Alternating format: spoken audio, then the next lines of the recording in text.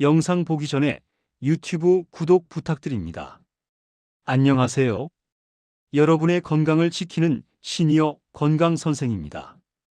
오늘 영상은 나이가 들면 어쩔 수 없다라고 넘어가기 쉬운 근육 감소 문제를 조금 더 전문적으로 정리해 드리겠습니다. 결론부터 말씀드리면 근육은 나이가 들어도 다시 좋아질 수 있습니다. 다만 조건이 있습니다. 근육이 빠지는 원인을 정확히 이해하고 영양과 운동을 근육이 반응하는 방식에 맞게 적용해야 합니다. 근육이 감소하는 현상을 보통 근감소증이라고 부릅니다.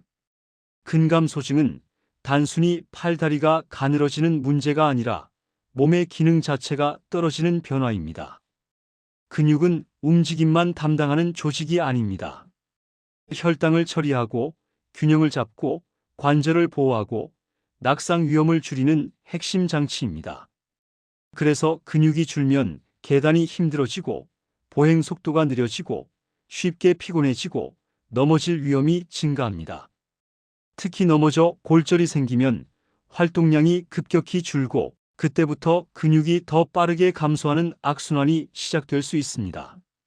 오늘 영상은 세 파트로 구성됩니다. 첫째, 근육이 빠지는 원인 5가지를 핵심만 정리합니다. 둘째, 근육에 도움이 되는 음식 3가지를 영양분, 궁합, 섭취 방법 중심으로 자세히 설명합니다.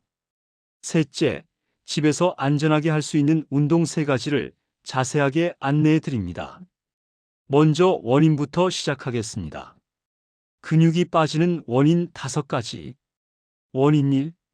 단백질과 근육 합성 신호의 감소. 근육은 단백질을 재료로 삼아 만들어집니다. 그런데 노년층에서는 식사량이 줄고 식기나 소화가 부담스러워 단백질 섭취가 자연스럽게 감소하는 경우가 많습니다. 문제는 단백질을 적게 먹는 것만이 아닙니다. 나이가 들면 같은 양의 단백질을 먹어도 근육이 반응하는 정도가 떨어질 수 있습니다.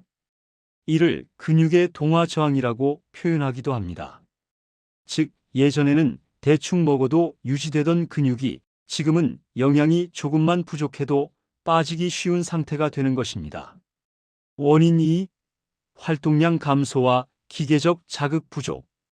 근육은 사용량에 비례해 유지됩니다. 근육을 유지시키는 가장 강력한 신호는 부하, 즉 근육이 버텨야 하는 자극입니다. 하지만 은퇴 이후 혹은 외출이 줄면서 걷는 양이 감소하고 계단을 피하고 의자에 앉아 지내는 시간이 늘어납니다. 이때 가장 먼저 약해지기 쉬운 근육이 허벅지와 엉덩이 근육입니다. 특히 하체 근육이 약해지면 균형이 흔들리고 보행이 불안정해져 낙상 위험이 커집니다. 근육은 안 쓰면 줄어듭니다. 이것은 매우 직접적이고 빠르게 일어납니다. 원인 3. 신경-근 기능 저하와 균형 속도 감소. 근육의 힘은 근육 자체만으로 결정되지 않습니다. 근육을 움직이는 신경 시스템의 영향이 큽니다. 나이가 들면 반응 속도가 느려지고 근육을 동시에 동원하는 능력도 떨어질 수 있습니다. 그래서 체중이 비슷하고 팔, 다리가 크게 가늘어지지 않았는데도 동작이 둔해졌다. 발이 잘 안 떨어진다. 순간적으로 균형을 못 잡는다 같은 변화가 나타날 수 있습니다. 이 단계에서는 근육량만 늘리는 것보다 균형과 자세, 동작 속도를 함께 회복시키는 접근이 중요합니다. 원인 4. 만성 염증과 대사 문제, 특히 혈당 불안정. 만성적인 염증 상태나 혈당 조절 문제는 근육 유지에 불리합니다. 특히 혈당이 자주 높아지거나 출렁이면 몸은 근육을 효율적으로 보존하기 어려운 환경이 됩니다. 근육은 혈당을 처리하는 중요한 저장고인데 근육이 줄수록 혈당 조절이 더 어려워지고 혈당이 불안정할수록 근육은 더 약해질 수 있는 악순환이 생길 수 있습니다. 따라서 근육 관리에서 영양과 운동은 곧 혈당과 대사 관리와 연결되어 있다고 보시는 것이 좋습니다. 원인 5. 비타민 D 미량 영양소. 수면 부족으로 인한 회복력 저하, 근육은 자극과 영양만으로 유지되지 않습니다. 회복이 필요합니다.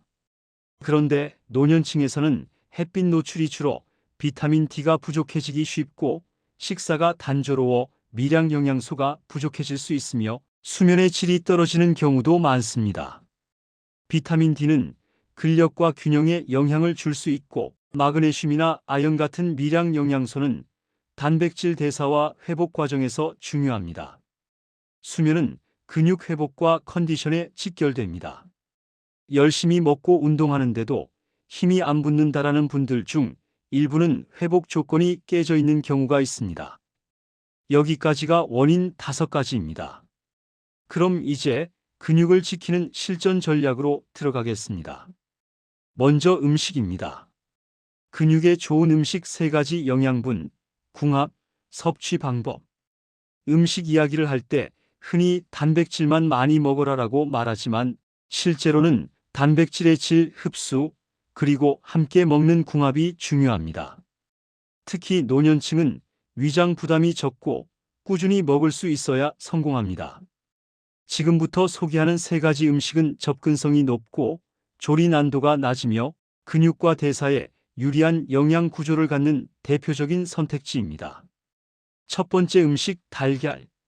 달걀은 근육 합성에 필요한 아미노산 구성이 좋은 단백질로 평가됩니다. 특히 근육 합성 신호를 자극하는 데 중요한 아미노산인 류신을 포함하고 있고 노년층에서 부족해지기 쉬운 영양소도 함께 갖고 있습니다. 또 달걀 노른자에는 콜린 같은 영양소가 들어있어 신경 기능과도 연관될 수 있습니다. 달걀은 단백질의 질 대비 소화 부담이 비교적 낮고 다양한 형태로 조리할 수 있다는 장점이 있습니다. 달걀의 궁합은 채소와 매우 좋습니다. 단백질만 단독으로 먹기보다 채소와 함께 먹으면 혈당이 더 안정적으로 올라가고 소화 부담도 줄고 식사의 균형이 좋아집니다. 예를 들어 계란찜에 다진 채소를 넣거나 삶은 달걀을 샐러드나 나물과 함께 먹는 방식이 좋습니다. 기름에 부칠 때는 과한 기름보다는 적당한 양을 사용하고 너무 센 불로 태우지 않는 것이 좋습니다. 섭취 방법의 핵심은 꾸준함과 분산입니다. 달걀을 한 번에 몰아서 드시기보다 본인의 식사 패턴에 맞춰 규칙적으로 넣는 것이 중요합니다. 소화가 약하신 분은 삶은 달걀보다 계란찜처럼 부드러운 형태가 더 편할 수 있습니다.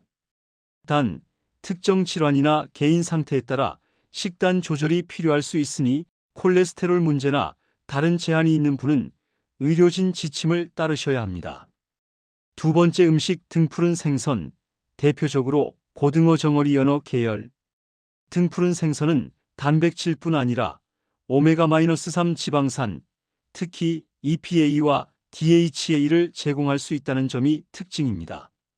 노년층 근육 관리에서 오메가-3는 단순한 좋은 지방을 넘어 운동 반응과 회복 환경에 유리한 조건을 만들어주는 요소로 연구가 진행되어 왔습니다.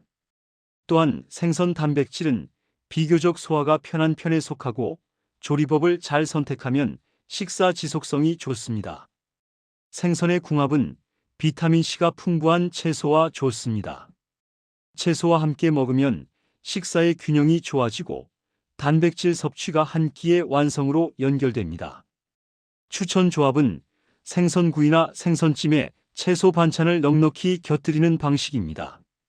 김치나 장아찌만 곁들이기보다는 나물이나 샐러드 같은 부피가 있는 채소를 함께 두는 것이 좋습니다. 섭취 방법에서 중요한 점은 조리 방식입니다. 첫째, 가능하면 튀김보다는 구이, 찜, 조림처럼 기름이 과하지 않은 방식이 좋습니다. 둘째, 구이를 할 때는 과도하게 태우지 않도록 하고 너무 짜게 조리하지 않도록 합니다. 셋째, 뼈가 부담되는 분은 순살 제품이나 통조림 형태를 활용할 수도 있는데 이때는 나트륨 함량을 확인하고 물에 한번 헹궈 사용하는 방식이 도움이 될 수 있습니다. 또 한 가지, 생선은 단백질 공급원이면서도 지방이 함께 있기 때문에 포만감이 좋아 밥이나 면을 과하게 먹는 패턴을 줄이는 데도 도움이 될 수 있습니다. 이는 혈당 안정과도 연결됩니다. 다만 항응고제 복용, 특정 알레르기, 신장 질환 등 개인 상황이 있다면 식단은 반드시 전문가 조언과 함께 조절하셔야 합니다.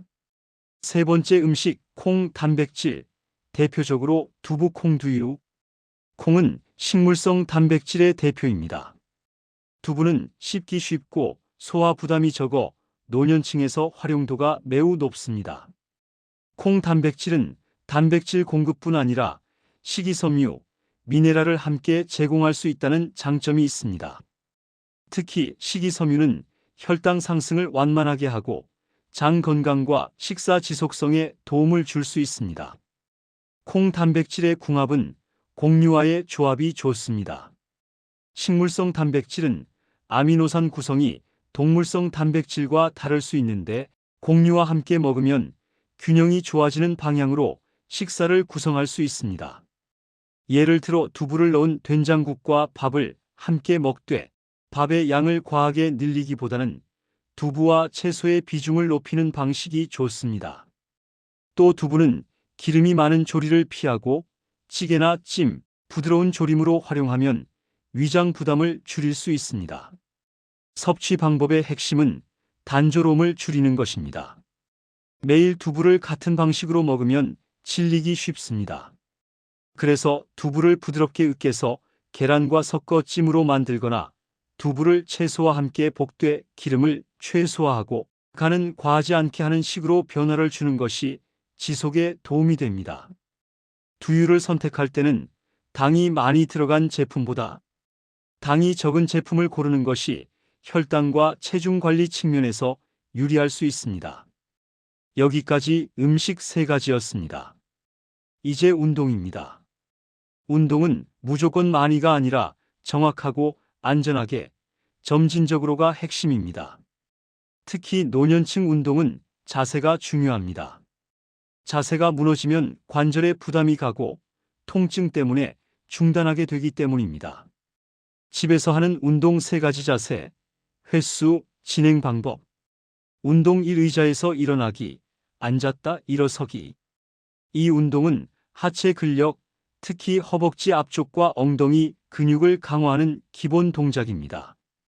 걷기 능력, 계단 오르기, 낙상 예방에 직접적으로 연결됩니다. 자세 방법입니다. 먼저 튼튼한 의자를 준비합니다. 바퀴가 있는 의자는 피합니다. 의자에 앉아 발을 어깨 너비로 벌리고 발바닥이 바닥에 완전히 닿게 합니다. 그 다음 상체를 약간 앞으로 기울이되 허리가 둥글게 말리지 않게 합니다. 팔로 의자를 강하게 밀어 일어나는 대신 가능하면 다리 힘으로 천천히 일어납니다. 일어설 때 무릎이 안쪽으로 모이지 않도록 무릎은 발끝 방향과 비슷하게 유지합니다. 완전히 일어선 뒤 1초 멈추고 다시 천천히 앉습니다. 쿵 하고 떨어지지 않게 내려갈 때도 근육으로 버틴다는 느낌이 중요합니다. 초보 기준으로는 5회부터 시작해도 충분합니다. 가능해지면 8회, 10회로 늘립니다. 중요한 것은 숨입니다. 일어날 때 숨을 내쉬고 앉을 때 숨을 들이마십니다. 숨을 참으면 혈압이 올라갈 수 있어 좋지 않습니다. 무릎 통증이 있는 분은 앉는 깊이를 줄이고 높이가 조금 더 높은 의자를 사용해 범위를 좁혀 시작하면 부담을 줄일 수 있습니다. 운동 2. 종아리 올리기와 균형 잡기. 종아리 근육은 걷기에서 발을 밀어주는 역할을 하고 균형 유지에도 중요합니다. 특히 낙상 예방에서 종아리와 발목의 역할이 큽니다. 이 운동은 안전하게 할 수 있고 효과적으로 발목과 종아리를 강화할 수 있습니다. 자세 방법입니다. 벽이나 의자 등 지지할 수 있는 물체를 잡고 섭니다. 발은 골반 너비로 두고 시선은 정면을 봅니다. 그 다음 발 뒤꿈치를 천천히 들어 올려 까치발이 됩니다. 이때 몸이 앞으로 쏠리지 않게 합니다. 정점에서 1초 멈춘 뒤 다시 천천히 발 뒤꿈치를 내립니다. 중요한 것은 천천히입니다. 빨리 하면 반동이 들어가고 운동 효과가 줄어듭니다. 초보 기준으로 10회가 힘들면 6회부터 시작합니다. 가능해지면 10회, 15회로 늘립니다. 더 진행하고 싶다면 한쪽 발로 하는 방식으로 난도를 올리되 반드시 지지물을 잡고 안전하게 진행합니다. 균형 버전도 추가할 수 있습니다. 두 발로 서서 종아리 올리기를 충분히 한 뒤 한 손은 지지물을 가볍게 잡고 한 발로 10초 서기를 해봅니다. 균형이 어려우면 시간을 5초로 줄이고 점차 늘려갑니다. 이 균형 훈련은 근육량뿐 아니라 신경 마이너스근 기능 회복에 도움이 됩니다. 운동 3밴드 로우, 등과 어깨를 세우는 당기기 운동. 노년층에서 흔한 문제 중 하나가 등이 굽고 어깨가 말리는 자세입니다. 이 자세는 보행에도 영향을 주고 호흡도 불편해지며 낙상 위험과도 연결될 수 있습니다. 그래서 하체만큼 중요한 것이 등 근육입니다. 밴드를 이용한 당기기 운동은 관절 부담이 비교적 적고 집에서 안전하게 할 수 있습니다. 준비물은 탄력 밴드입니다. 자세 방법입니다. 의자에 앉거나 서서 진행할 수 있는데 처음에는 앉아서 해도 좋습니다. 밴드를 양손으로 잡고 팔을 앞으로 뻗습니다. 그 다음 팔꿈치를 뒤로 당기면서 날개뼈를 뒤로 모은다는 느낌으로 당깁니다. 이때 어깨를 으쓱 올리지 말고 목은 길게, 가슴은 살짝 열어둡니다. 당길 때 숨을 내쉬고 돌아올 때 숨을 들이마십니다. 동작 범위는 무리하지 말고 통증 없이 할 수 있는 범위에서 천천히 반복합니다.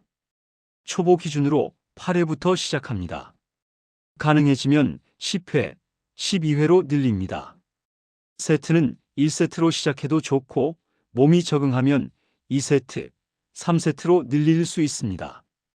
중요한 것은 등으로 당긴다는 감각입니다.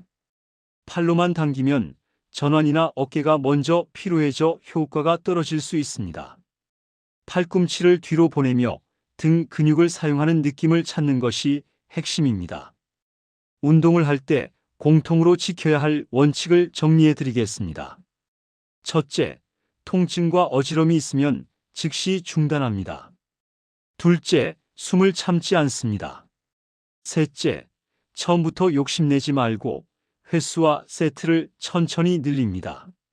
넷째, 매일 10분처럼 짧고 꾸준한 방식이 장기적으로 가장 효과적입니다. 마지막으로 오늘 내용을 한 번에 정리해 드리겠습니다. 근육이 빠지는 원인은 크게 5가지로 정리할 수 있습니다. 단백질과 근육 합성 신호의 감소, 활동량 감소, 신경 마이너스근 기능 저하, 만성 염증과 대사 문제, 그리고 비타민 D 미량 영양소 수면 부족으로 인한 회복력 저하입니다. 해결의 핵심은 영양과 운동을 근육이 반응하는 방식에 맞춰 적용하는 것입니다. 음식은 달걀, 등푸른 생선, 콩 단백질을 중심으로 채소와 함께 균형을 맞추고 부담 없는 조리법으로 꾸준히 드시는 것이 중요합니다. 운동은 의자에서 일어나기, 종아리 올리기와 균형 훈련 밴드, 로우를 중심으로 안전하게 정확한 자세로 점진적으로 늘려가는 것이 좋습니다. 그리고 꼭 기억하셨으면 합니다. 근육은 나이와 상관없이 자극과 영양과 회복이 갖춰지면 좋아질 수 있습니다. 오늘부터 딱 한 가지만 시작해도 됩니다. 의자에서 5번 일어나기, 달걀 1번 추가하기, 밴드로 8번 당기기. 그 작은 시작이 몸을 바꾸는 출발점이 됩니다. 시청해 주셔서 감사합니다. 영상이 도움되셨다면 유튜브 구독 꼭 부탁드립니다.